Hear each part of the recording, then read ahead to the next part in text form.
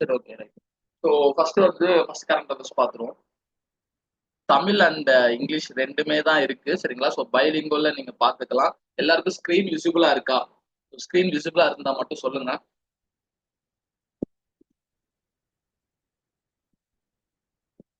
Screen விசிபிளா இருக்குல்ல?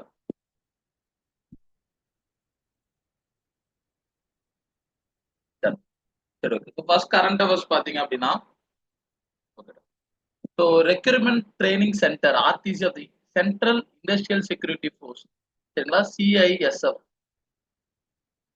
இவங்களோட recruit training centre அரக்கோணத்துல இருக்கு. அதை வந்து பேர் மாத்திருக்காங்க.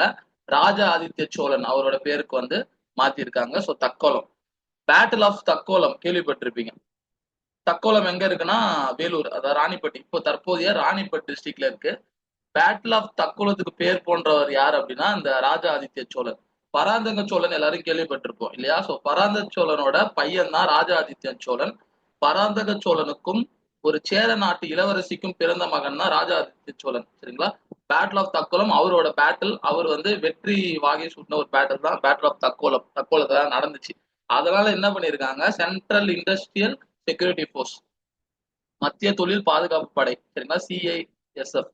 இதோட இயர்லாம் பார்க்க வேண்டாம், ஜஸ்ட் இது ஒண்ணு இருக்குன்னு தெரிஞ்சுக்கோங்க. அரக்கோணத்துல பேரை வந்து ராஜாதித்ய சோழன் சொல்லிட்டு மாத்திருக்காங்க. ஸோ தக்கோலம் எதனால மாத்தினாங்கன்னா, ஏன்னா அந்த பேட்டில் தக்கோலம் அங்கதான் நடந்துச்சு.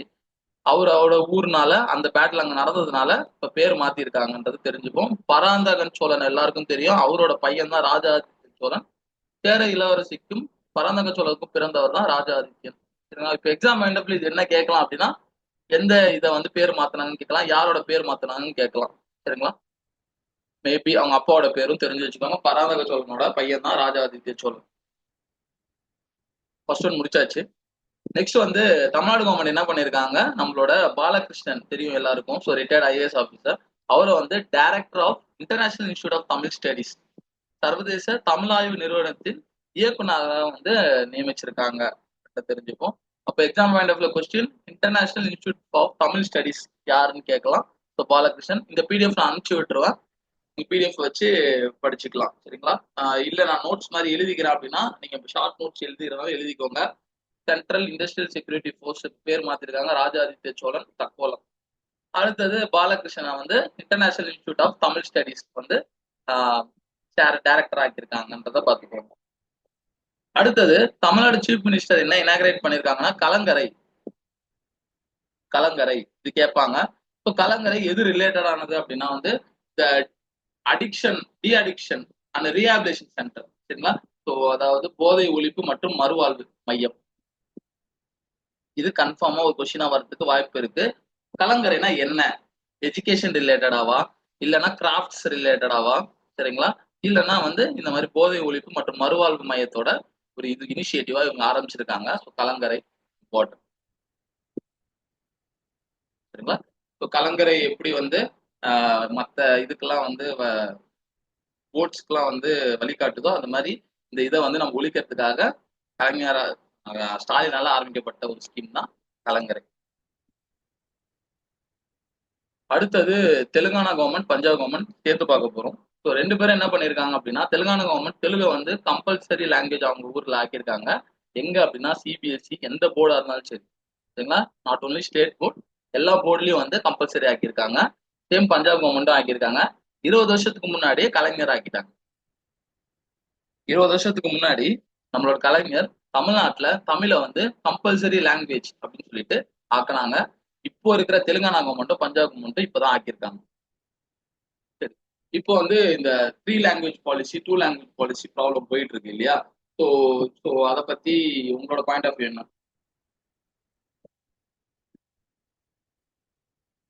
2 லாங்குவேஜ் பாலிசி, 3 லாங்குவேஜ் பாலிசி. இப்போ நேஷனல் எஜுகேஷன் பாலிசி 2020 கொண்டு வந்திருப்பாங்க.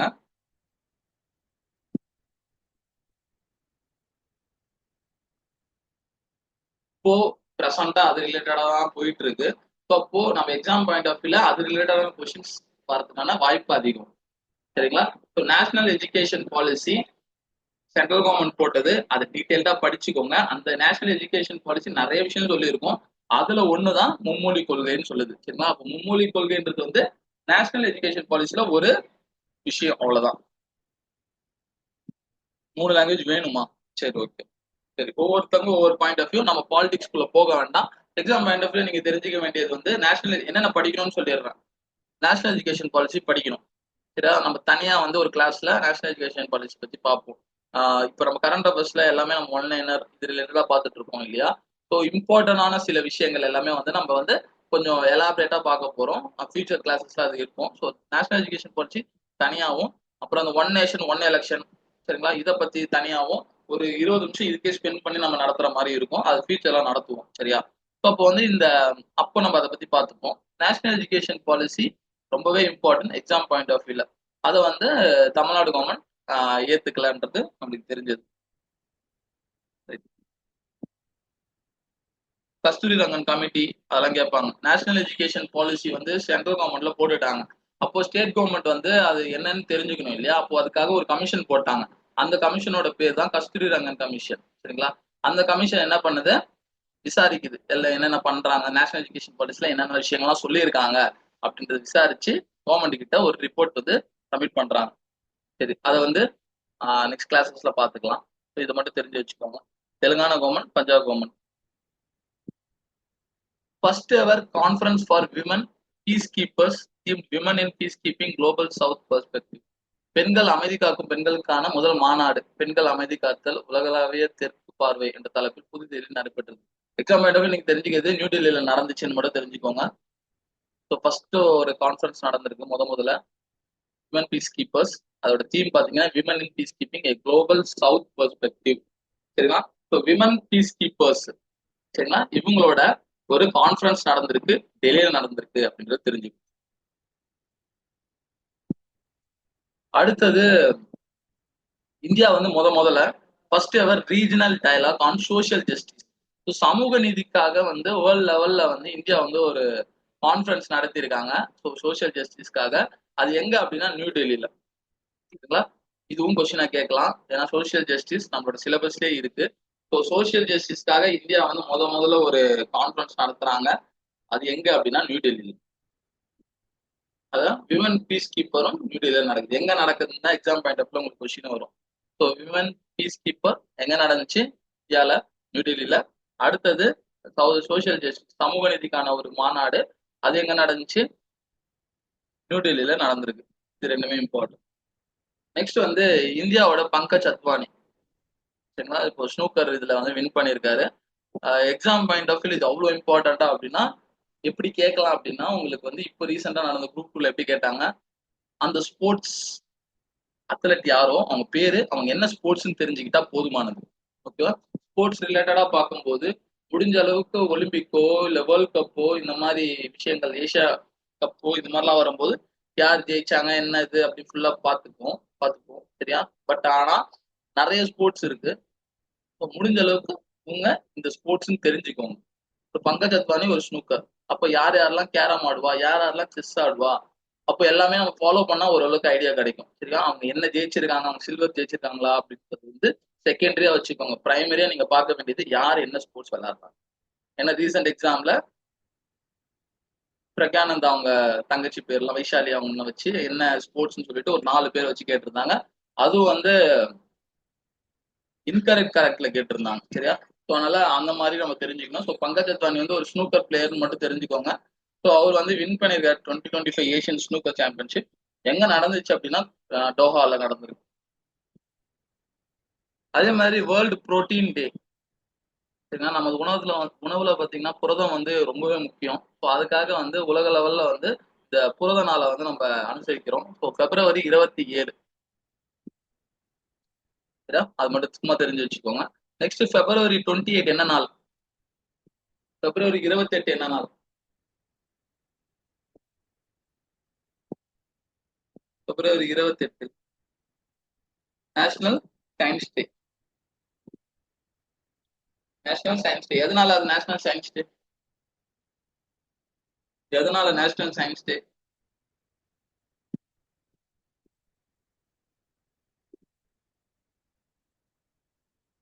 சரியா? ஸோ எதனாலன்னு சொல்லிட்டு எனக்கு கமெண்ட் பண்ணுங்க. இதுலயே நம்ம அடுத்தது போகலாம். லாஸ்டா சொல்றேன் இதுக்குன்னு. சரி, தமிழ்நாடு சிஎம் ஹஸ் இனாகிரேட் கலைஞர் நூற்றாண்டு பாக்ஸிங் அகாடமி. சரிங்களா, ஒண்ணுமே இல்லை. ஸோ கலைஞரோட நூற்றாண்டு சண்டை அகாடமி வந்து இப்போ திறந்து வச்சிருக்காங்க. எங்க அப்படின்னா கோபாலபுரம்.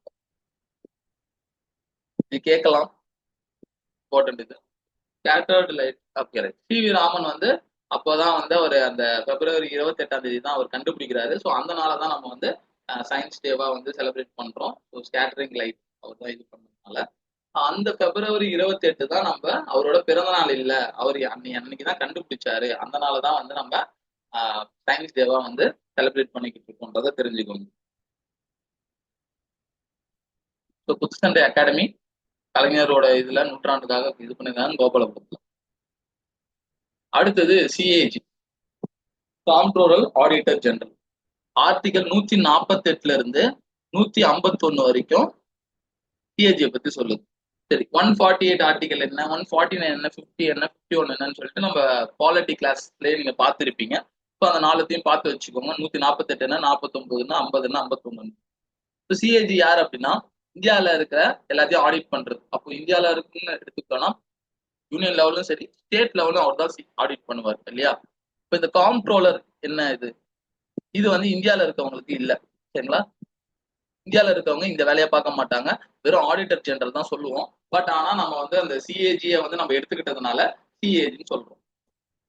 சரியா, காம்ப்ட்ரோலர்ன்ற வேலையை வந்து நம்ம பார்க்க மாட்டோம். வெறும் ஆடிட்டர்ன்ற வேலையை மட்டும் தான் சிஏஜி பார்ப்பாரு. So auditor general of India. Present auditor general யார்? இது நான் உங்களுக்கு கொஸ்டினா கேட்கிறேன், சர்ச் பண்ணிக்கோங்க. பிரசன்ட் ஆடிட்டர் ஜெனரல் யார்? Present CAG. ஸோ ஐஐடி மெட்ராஸும் சிஏஜியும் ரெண்டு பேரும் சேர்ந்து ஒரு எம்ஓயு சைன் பண்ணியிருக்காங்க. Sanjay Murthy. So present comptroller auditor general யாருன்னா சஞ்சய் மூர்த்தி. ஓகேங்களா, பிரசன்ட் சிஏஜி வந்து சஞ்சய் மூர்த்தி. இது நம்ம வந்து ரீசெண்டா கிளாஸ்லயும் நம்ம பார்த்துருப்போம். சரிங்களா, ஸோ ஐஐடி மெட்ராஸும் ரெண்டு பேரும் ஒரு எம்ஓயு சைன் பண்ணியிருக்காங்க. சரிங்களா, ஸோ என்ன எம்ஓயு அப்படின்னா வந்து டெக்னாலஜியை வந்து எப்படி கவர்னன்ஸ்குள்ள கொண்டு வரது. இப்போ சிஏஜியோட வேலை என்ன, எல்லாத்தையும் ஆடிட் பண்ணணும். இந்தியா ஃபுல்லா ஆக்சுவலி போர்டுன்னு பாத்தீங்கன்னா ஜாஸ்தி. ஓகேங்களா, இந்தியாவில இருக்க ஒவ்வொரு ஸ்டேட்டுக்கும் வந்து ஆடிட் பண்ணணும். ஒவ்வொரு ஸ்டேட்டுக்கு ஆடிட் பண்ணிட்டு ஒவ்வொரு கவர்னர்கிட்டையும் கொடுக்கணும்.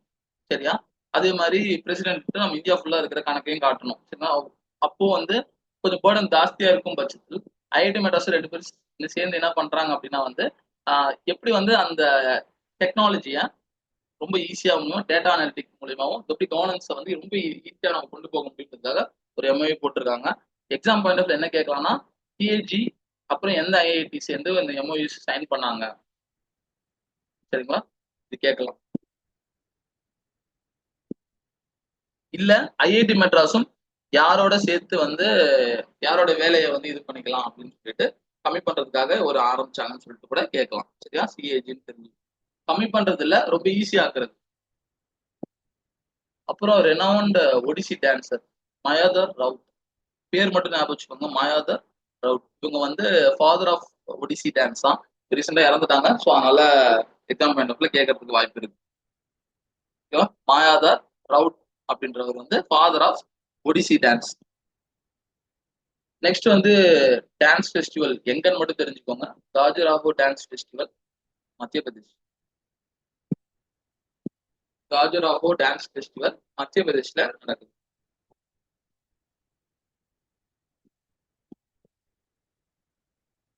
நெக்ஸ்ட் நிதி ஆயோக் 2015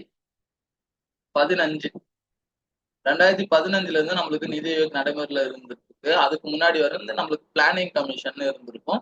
ஒன்ஸ் 2014 மோடி கவர்மெண்ட் வந்ததுக்கு அப்புறமா நிதி ஆயோக் வந்து நடைமுறைக்கு வருதுன்றது எல்லாருக்கும் தெரிஞ்சது. ஸோ நிதி ஆயோக் அவங்க ஒரு கமிட்டி செட் பண்ணியிருக்காங்க. ஸோ பிகே பால் கமிட்டி. ஸோ எய்ம்ஸை வந்து ரிஃபார்ம் பண்றதுக்காக அதுல வந்து எப்படி கவர்னன்ஸ் எப்படி எஃபிஷியண்டா பண்ணலாம், ஏன்னா அந்த நிர்வாகத்தை வந்து எப்படி வந்து திறன் மிக்கதா நம்ம கொண்டு போகலான்றது. ஸோ எக்ஸாம் பாயிண்ட் ஆஃப்ல இது வந்து ஜஸ்ட் பிகே பால்ன்ற ஒரு கமிட்டின்றது தெரிஞ்சுக்கோங்க, ரிலேட்டட் டு எய்ம்ஸ் டெல்லி. சரியா, இப்பயோ படிச்சுங்க. இதெல்லாம் உட்காந்துட்டு கடைசி நேரத்துல எல்லாம் இப்பயோ ஒரு வாட்டி மைண்ட்ல ஃபிக்ஸ் பண்ணிட்டோம்னா லாஸ்ட் டைம் ரிவிஷன் பண்ணும்போது ஈஸியா இருக்கும். மத்திய பிரதேஷ்ல தாட்டியா அப்படின்னு சொல்லிட்டு ஒரு ஏர்போர்ட் வந்து அபிஷியலா இப்ப இது பண்ணிருக்காங்க, லைசன்ஸ் வாங்கியிருக்காங்க. ஸோ 8th ஏர்போர்ட்டா. எக்ஸாம் பாயிண்ட் ஆஃப் வியூல பெருசா இம்பார்ட்டன்ட் இல்ல, நீங்க ஜென்ரலா தெரிஞ்சு வச்சுக்கோங்க.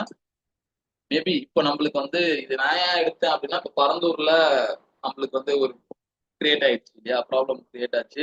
ஸோ என்னன்னு தெரியும் உங்களுக்கு. இப்போ பரந்தூர்ல கொண்டு வரக்கூடாதுன்னு சொல்லிட்டு மக்கள்லாம் வந்து ஒரு சைட்ல வந்து சொல்லிட்டு இருக்காங்க. ஸோ அதுக்காக இது சும்மா தெரிஞ்சு வச்சுக்கோங்க. தாட்டியா director general of civil aviation. அது ஆக்சுவலி வந்து இந்த பரந்தூர்ல கொண்டு வரணும்னு சொன்னது யார் அப்படின்னா வந்து ஆக்சுவலி வந்து நம்ம ஸ்டேட் கவர்மெண்ட் வந்து ஒரு டிமாண்ட் வச்சாங்க சென்ட்ரல் கவர்மெண்ட் கிட்ட. இந்த மாதிரி எங்களுக்கு வந்து ஒரு ஏர்போர்ட் தேவைப்படுது அப்படின்னு சொல்லிட்டு, சென்னைக்கு மிக அருகில் இருக்கணும்னு சொல்லிட்டு தான் பிளான். அது எங்க வேணா இருக்கலாம். நம்ம ஸ்டேட் கவர்மெண்ட் என்ன பண்ணாங்க, இந்த இடம் ஓகே எங்களுக்கு அப்படின்னு சொன்னதுனால அவங்க அக்செப்ட் பண்ணியிருக்காங்க. பட் இப்போ வந்து மக்கள்லாம் வந்து ஒரு சில மக்கள் வந்து அங்க ப்ராப்ளம் இது பண்ணிட்டு இருக்காங்க. அது எங்களுக்கு ப்ராப்ளமா இருக்கு வந்தா அப்படின்னு சொல்லிட்டு இருக்காங்க. என்னன்னு சொல்லிட்டு ஃபியூச்சர்ல தான் தெரியும். 17th edition of international defence exhibition, சர்வதேச பாதுகாப்பு கண்காட்சியின் 17வது பதிப்பு ஐடெக்ஸ். அப்புறம் 8th edition of naval defence and maritime security exhibition NAVDEX. தெரிஞ்சுக்க வேண்டியது IDEX, international defence exhibition. Navy maritime security exhibition NAVDEX. இது ரெண்டுமே வந்து அபுதாபில யூஏஇல நடந்தது.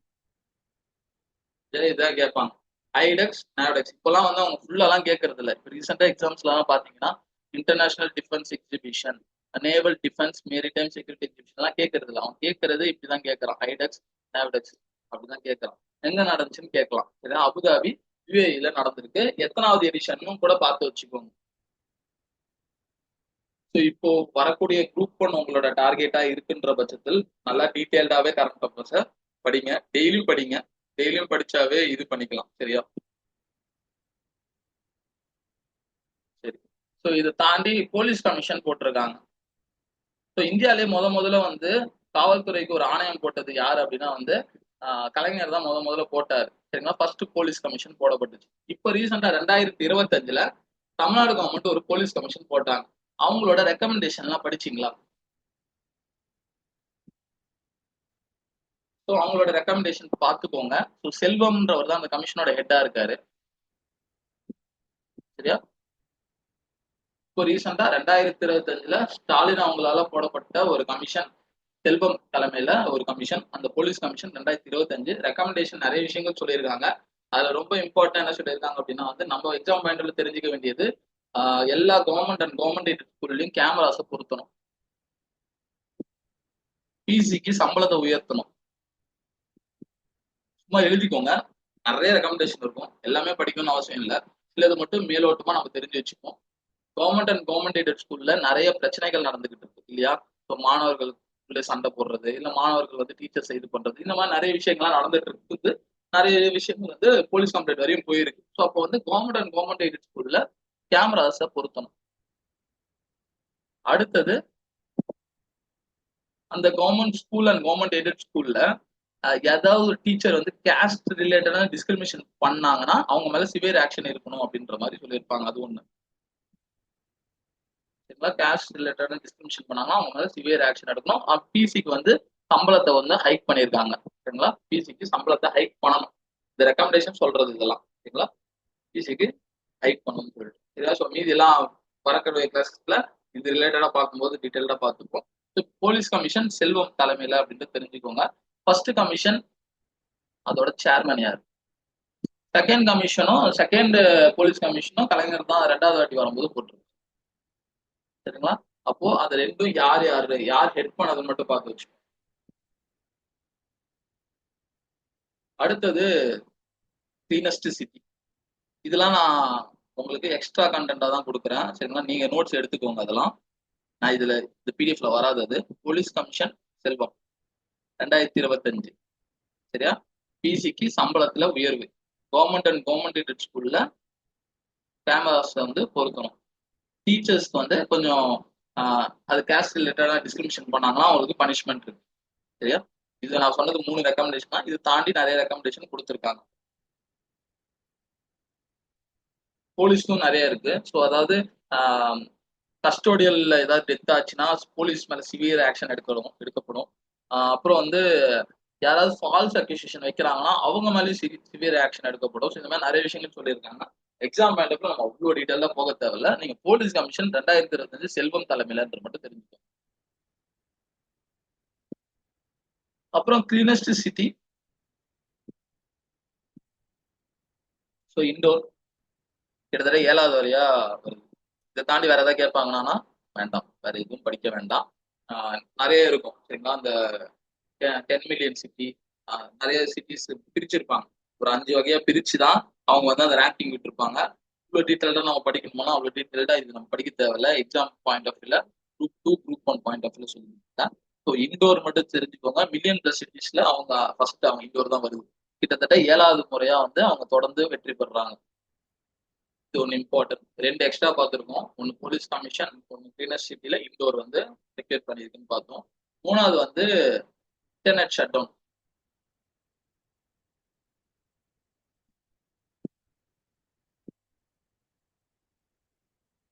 இந்தியா பாத்தீங்கன்னா கிட்டத்தட்ட 2024ல 84 வாட்டி இன்டர்நெட் ஷட் அவுட் பண்ணியிருக்காங்க.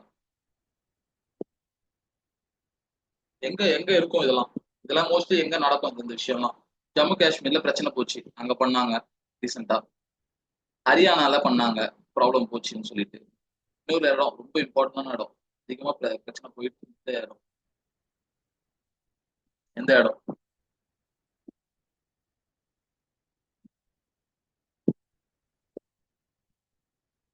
நார்த் ஈஸ்ட்ல மணிப்பூர். மணிப்பூர் இப்போ ரீசெண்டாவும் ப்ராப்ளம் போயிட்டு இருக்கு. அது என்ன பிரச்சனை அப்படின்றத நம்ம வரக்கூடிய கிளாஸ்ல டீட்டெயிலா பார்க்கலாம். ஸோ மணிப்பூர், ஸோ மோஸ்ட்லி பாத்தீங்கன்னா அதிகமா மணிப்பூர்ல போட்டிருக்காங்க. Jharkhand, Haryana internet shutdown வந்து மியான்மருக்கு அப்புறமா இந்தியால வந்து 2024ல அதிகமா போட்டிருக்காங்க. இது பேசு பொருளா இருக்கு. ஸோ அதனாலதான் இப்ப நம்ம கரண்ட் அஃபேர்ஸ்ல பாக்குறோம். சரியா? இன்டர்நெட் ஷட் டவுன் 2வது இடம் இருக்கு நம்ம மியான்மர் ஃபர்ஸ்ட், 2வது நம்பர். சரிங்களா? அதிக லெவல்ல வந்து ஆயிருக்கு. 3 எக்ஸ்ட்ரா கணக்கு பார்த்துருக்கோம். அடுத்தது மகாராஷ்டிரா, கர்நாடகா. இப்போ ரீசெண்டா ஒரு பிரச்சனை ஆரம்பிச்சிருச்சு. காலங்காலமா அவங்களுக்குள்ள ஒரு மிகப்பெரிய ஒரு சண்டை, பெல்கம்ன்ற இடத்துக்காக. இப்போ பெல்கம்ன்ற இடம் கர்நாடகால இப்ப தற்போது இருக்குன்னு எல்லாருக்கும் தெரியும். கிட்டத்தட்ட பார்டர்னு வச்சுக்கோங்களேன். மகாராஷ்டிரா கர்நாடகா பார்டர்ல பெல்கம்ன்ற இடம் இருக்கு. ஸோ பெல்கம்ல பாத்தீங்கன்னா மோஸ்ட்லி ஒரு 50% வந்து மராத்தி ஸ்பீக்கிங் பீப்புள் இருக்காங்க. மீதி இருக்கிற ஒரு 30-40% வந்து கன்னட ஸ்பீக்கிங் இருக்காங்க. மீதி இருக்கிற ஒரு 10%ல இருந்து எல்லா லாங்குவேஜ் பேசுறவங்க, ஸோ தமிழ், தெலுங்கு, ஸோ எல்லா மொழி பேசுறவங்க, மலையாளம், எல்லா மொழி பேசுறவங்களும் உள்ள இருப்பாங்க. ஆனா அதிகமா இருக்கிறது மராத்தி ஸ்பீக்கிங் பீப்புள் தான் சொல்லிட்டு மகாராஷ்டிரா கவர்மெண்ட் என்ன பண்ணுது, இது எங்களுக்கான நிலம் அப்படின்னு டிமாண்ட் பண்ணுது. கேட்டாங்க எங்களுக்கு இது திருப்பி கொடுத்துருங்க அப்படின்னு சொல்லிட்டு. பட் கர்நாடகா கவர்மெண்ட் வந்து திருப்பி கொடுக்கல. சரிங்களா? கர்நாடகா கவர்மெண்ட் அதை திருப்பி கொடுக்கல. இதுக்காக ஒரு கமிஷன் போட்டிருப்பாங்க. அந்த கமிஷன் மகாஜன் கமிஷன் மட்டும் தெரிஞ்சு வச்சுக்கோங்க. Mahajan commission, Mahajan commission. இதுக்கு பெல்கத்துக்கும் கர்நாடகாவுக்கும் மகாராஷ்டிராவுக்கும் பெல்கம்ன்ற ஏரியானால பிரச்சனை போயிட்டு இருக்கு. அதுக்காக போடப்பட்ட கமிஷன் தான் மகாஜன் கமிஷன். அந்த மகாஜன் கமிஷன் என்ன சொல்லியிருக்கோம் அப்படின்னா, மொத்தமா பெல்கத்தை உங்களுக்கு கொடுக்க முடியாது, மொத்தமா பெல்கத்தை மகாராஷ்டிரா கொடுக்க முடியாது. வேணா அங்க இருக்கிற சில கிராமங்களை வேணா உங்களுக்கு நீங்க பாதி எடுத்துக்கிட்டு மீதி நாங்க வச்சுக்கிறோம் அப்படின்ற மாதிரி சொல்லியிருப்பாங்க. பட் மகாராஷ்டிரா கவர்மெண்ட் அதை ஒத்துக்க மாட்டாங்க, தெரிஞ்சுப்போம். ஸோ இப்போ ரீசெண்டா வந்து இது கொஞ்சம் ப்ராப்ளம் போயிட்டு இருக்கு. சரியா? ஒரு 4 எக்ஸ்ட்ரா பார்த்துக்கிறோம். 15 கரண்ட் அஃபேர்ஸோட சேர்த்து போலீஸ் 1, கிளீனர் சிட்டி 2, இது 3, 4 பார்த்துட்டோம். இன்னும் 1 பார்த்துட்டோம் அப்படின்னா 20 ஆயிடும். ஸோ இன்னும் 1 என்ன அப்படின்னா வந்து இப்போ ரீசெண்டா வந்து கிளாசிக்கல் லாங்குவேஜஸ் வந்து மொத்தம் 11 ஆக்கிட்டாங்க. முன்னாடி 6 இருந்துச்சு, இப்போ 5 ஆட் பண்ணியிருக்காங்க இல்லையா? அந்த 6 எல்லாருக்கும் தெரியும். இப்போ அந்த 5 மட்டும் சொல்லுங்க. அந்த 5 மட்டும்.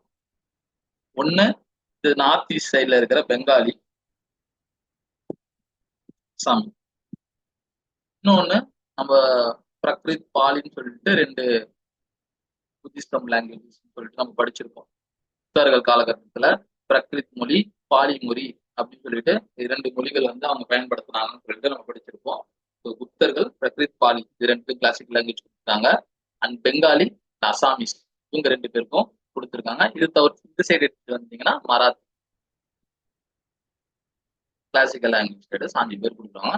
ஆல்ரெடி தமிழ் முதல்ல வாங்கியிருக்கு. சான்ஸ்கிரிட் 2005, தமிழ் 2004, 2008 தெலுங்கு, 2008 கன்னடம், 2013 மலையாளம், 14 ஒடியா. சரியா?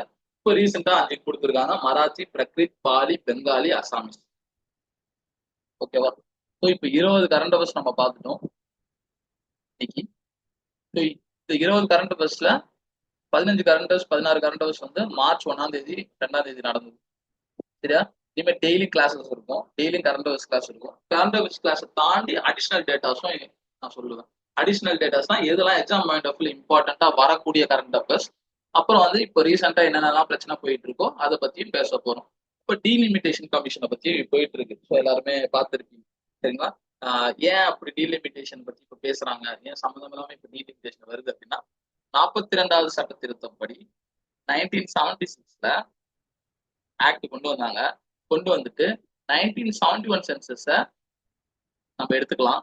அந்த 91-71 சென்சஸ் படி தான் நம்மளோட பார்லிமெண்ட் எலெக்ஷன்ல வர பார்லிமெண்ட் தொகுதியா இருந்தாலும் சரி, இல்ல ஸ்டேட் லெஜிஸ்லேச்சரோட நம்மளோட ஸ்டேட் லெஜிஸ்லேச்சர் அசம்பிளி தொகுதியா இருந்தாலும் சரி, 71 சென்சஸ்ல எத்தனை பேர் இருந்தாங்களோ அதன் அடிப்படையில பிரிச்சிருக்காங்க. சரியா? அதன் அடிப்படையில பிரிச்சுட்டாங்க. அவங்க என்ன சொல்லியிருந்தாங்க, 42-1976 படி 2026 வரைக்கும் இது நடைமுறைக்குள்ள இருக்கும் அப்படின்னு சொல்லிட்டாங்க. இப்போ 1976 நம்மளோட கோர்ட் என்ன சொல்லிருச்சு, 2026 வரைக்கும் இந்த 1971 சென்சஸ் படி தான் நம்ம பிரிச்சு வச்சிருக்கோம் அப்படின்னு சொல்லிட்டாங்க. சரி, இப்ப அந்த அளவு காலகட்டம் முடிய போகுது 2026. அப்ப என்ன பண்ணோம், கடைசியா வந்த சென்சஸ் நம்ம 2021 சென்சஸ் நடத்தல, 2025 எடுக்கிற மாதிரி பிளான் பண்ணியிருக்காங்க. பட் அதுக்கான இனிஷியேட்டிவும் எதுவும் இவங்க சைட்ல இருந்து வரல. ஆனா அனௌன்ஸ் பண்ணதுல, போன வருஷம் அனௌன்ஸ் பண்ணதுல 2025 எடுக்க போறோம் அப்படின்னாங்க. தெரியல. சரி, ஒருவேளை அவங்க வந்து 2011 சென்சஸ் படி பிரிச்சாலும் சரி, என்ன ப்ராப்ளம் ஆகும் அப்படின்னா, டெவலப்டு ஸ்டேட்ஸ் கஷ்டப்பட்டு சவுத் இந்தியன் ஸ்டேட்ஸ் எல்லாமே வந்து டெவலப் ஆயிருக்கு. எப்படி டெவலப் ஆனிச்சு, நிறைய ஸ்கீம்ஸ் எல்லாம் கொண்டு வந்திருக்காங்க. ஸோ அதை ஸ்கீம்ஸ் கொண்டு வந்தது மட்டும் இல்லாம நம்மளோட பாப்புலேஷனை ரொம்ப கம்மியாக்கி வச்சிருக்கோம் இல்லையா? பாப்புலேஷனை நார்த் இந்தியன் ஸ்டேட்ஸ் மாதிரி அதிகப்படுத்தாம பாப்புலேஷனை வந்து நம்ம கம்மி பண்ணணும் இல்லையா? அதுதான் வந்து ஒரு நல்ல கண்ட்ரிக்கான ஒரு இதுவா பார்க்கப்படுது. ரைட்டா? பாப்புலேஷனை நம்ம வந்து ஒரு கட்டுக்குள்ள வச்சிருக்கணும். அதை கரெக்டா வந்து Tamil Nadu government, Andhra government, Karnataka government, Kerala government இந்த மாதிரி சவுத் இந்தியன் ஸ்டேட்ஸ் பக்காவா பண்ணி வச்சிருக்காங்க. பட் ஆனா நார்த் இந்தியன் ஸ்டேட்ஸ்ல அதெல்லாம் அப்படி இல்லை. எக்கச்சக்கமா வந்து பாப்புலேஷனை அதிகம் படுத்தியிருக்காங்க. இப்ப என்ன ஆகும் அப்படின்னா, இந்த டீலிமிட்டேஷன் கமிஷன் திருப்பி 2026 படி கண்டிப்பா கொண்டு வந்துதான் ஆகணும். ஆனா கொண்டு வரலாம். ஆனா என்ன பண்ணுவாங்க, அதே மாதிரி பாப்புலேஷன் பேசிஸ்ல தான் போவாங்க. அப்படி ஒருவேளை பாப்புலேஷன் பேசிஸ்ல போனா என்ன ஆகும், பீகார் இன்னும் பெருசாயிடுச்சு பாப்புலேஷன்ல, உத்தரப்பிரதேஷ் இன்னும் பெருசாயிடுச்சு. அப்போ பாப்புலேஷனுக்கு தகுந்த மாதிரி அவங்க ஆட்களை சேர்க்கும் போது ஆல்ரெடி 46, 50, 60 இருக்கிற, எக்ஸாம்பிள் சொல்றேன், 60 இருக்கிற உத்தரப்பிரதேஷ் 80 ஆகும், இல்ல எக்ஸ்ட்ரா 69 ஆகும். எக்ஸ்ட்ரா அவங்களுக்கு சீட் வருது. பட் நம்மளுக்கு என்ன ஆகும், நம்மளுக்கு இப்போ 39 இருக்கு, இது குறைஞ்சு 31 ஆகும். சரியா? ஆந்திராவுக்கு 40 இருக்குன்னா அது குறைஞ்சு 32 ஆகும். ஸோ சவுத் இந்தியன் ஸ்டேட்ஸ்க்கு குறையும். ஏன்னா நம்மளுக்கு பாப்புலேஷன் நம்ம கம்மி பண்ணி வச்சிருக்கோம். இவ்வளவு நாள் நம்ம டெவலப் பண்ணி எல்லாத்தையும் நம்ம கம்மி பண்ணி வச்சிருக்கோம். கம்மி பண்ணி ஒரு நல்ல விஷயம் பண்ணதுனால நம்மளுக்கு இங்க வந்து அடி வாங்குது. சரியா? இந்த ஒரு ப்ராப்ளம் வந்து கிரியேட் ஆகிறதுக்கான அதிக வாய்ப்பு இருக்கு. உடனே என்ன பண்றாங்க, சவுத் இந்தியன் ஸ்டேட்ஸ் எல்லாருமே இப்போதைக்கு வாய்ஸ் ஓவர் கொடுத்தது கர்நாடகாவும் தமிழ்நாடு மட்டும் தான் வாய்ஸ் ஓவர் கொடுத்துருக்கு. ஸோ இதை வந்து பேசியிருக்காங்க. என்ன சொல்றாங்க அப்படின்னா, டெவலப்மெண்ட் ரிலேட்டடா கொடுங்க. இது வரைக்கும் உங்களுக்கு யார் ஜிடிபியில யார் அதிகமா இருக்கா, ஸோ யார் உங்களுக்கு நிறைய டாக்ஸஸ் இது பண்ணியிருக்கா, இது ரிலேட்டடா நீங்க வந்து பிரிங்க அப்படின்னு சொல்லியிருக்காங்க. ஸோ இது என்னன்னு தெரியாது. 2026 இந்த ஒரு இது ஃபார்ம் பண்ணுவாங்க, டீலிமிட்டேஷன் கமிஷன் ஒன்று ஆகும். இதுக்கு முன்னாடி என்னென்ன டீலிமிட்டேஷன் கமிஷன்லாம் போட்டிருக்காங்கன்ற டேட்டாவும் பார்த்து வச்சுக்கோங்க.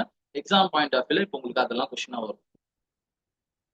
டீலிமிட்டேஷன் கமிஷன் எந்தெந்த வருஷம் அப்படியே ஃப்ரீக்வெண்டா வரும். அதை நம்ம நெக்ஸ்ட் கிளாஸ்ல பார்ப்போம். ஸோ உங்க இப்போ டீலிமிட்டேஷன் கமிஷன் எது ரிலேட்டடா நடத்துவாங்க அப்படின்னா, article 82.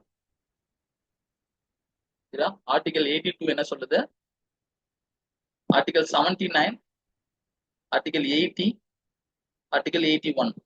Article 79 parliament, Lok Sabha, Rajya Sabha எல்லாத்தையும் பத்தி பேசு. 80 Rajya Sabha, 81 Lok Sabha, 82 adjustment of seat. சரியா? அந்த அட்ஜஸ்ட்மெண்ட் ஆஃப் சீட் படி பிரிக்கணும். நம்மளோட பாப்புலேஷன் வைஸ் பண்ணி தான் பிரிச்சு வச்சிருந்தாங்க. 1976 ஆக்ட் படி 71ல இருக்கிற சென்சஸ் தான் 2026 வரையும் நடைமுறையில் இருந்துச்சு. இப்போ 2026 வரப்போகுது அடுத்த வருஷம். அப்ப கண்டிப்பா திருப்பியும் அதுக்கான சேஞ்சஸ் இருக்கும். அந்த சேஞ்சஸ் வந்து இவங்க பாப்புலேஷன் படி மாத்த போறாங்களா, இல்ல நம்ம சவுத் ஸ்டேட்ஸ் கேட்ட மாதிரி டெவலப்மெண்ட் படி மாத்த போறாங்கன்றத பொறுத்து தான் பார்க்கணும். 82 இதை பத்தி. 83 டியூரேஷன், பார்லிமெண்டோட டியூரேஷன் பத்தி பாக்குறது. சரி, இதெல்லாம் வரக்கூடிய கிளாஸஸ்ல பாத்துக்கலாம். இப்போ 82 உங்களுக்கு டீலிமிட்டேஷன் பத்தி உங்களுக்கு தெரிஞ்சிருக்கும். ஸோ டீலிமிட்டேஷன் வந்து அந்த தொகுதியை வந்து பாப்புலேஷன் பேஸ் பண்ணி பிரிப்பாங்க. சரி, அது அடிஷ்னலா பாப்புலேஷன் அதிகமா இருந்துச்சுன்னா ஏற்றுவாங்க, கம்மியா இருந்துச்சுன்னா கம்மி பண்ணுவாங்க. ஸோ இது வந்து தமிழ்நாடு கவர்மெண்ட் மற்ற சவுத் இந்தியன் ஸ்டேட்ஸ் வந்து ஒரு மிகப்பெரிய ஒரு த்ரெட்டா வந்து அமைஞ்சிருக்கு. சரி, ஸோ 21 கரண்ட் அவர்ஸ் இன்னைக்கு பார்த்தோம். மீதி கரண்ட் அவர்ஸ் டெய்லி பார்க்கலாம். நாளைக்கு கிளாஸ்ல வந்து நாளைக்கான கரண்ட் அவர்ஸ் என்னவோ அதை பத்தி பார்ப்போம். சரியா? So thank you all. டைமிங் பார்த்தீங்கன்னா நான் நாளைக்கு சொல்றேன். ஸோ இன்னைக்கு சண்டேனால இந்த டைமிங் போட்டேன். மற்றபடி டைமிங் வந்து நாளைக்கு என்ன டைமிங் நான் ஃபிக்ஸ் பண்றேனோ அந்த டைமிங்ல டெய்லி உங்களுக்கு கிளாஸ். சரியா? உங்களுக்கு ஏதாவது டவுட் இருக்கா இருக்காது?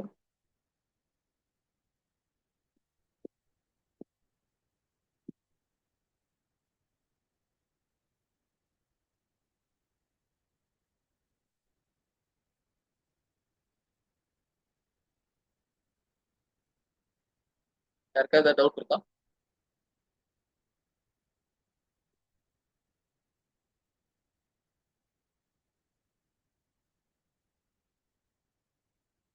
Thank you all. நாளை கிளாஸ்ல பார்க்கலாம். தேங்க்யூ. இதோட பிடிஎஃப் வந்து நான் அனுப்பி விட்டுறேன் குரூப்லயே.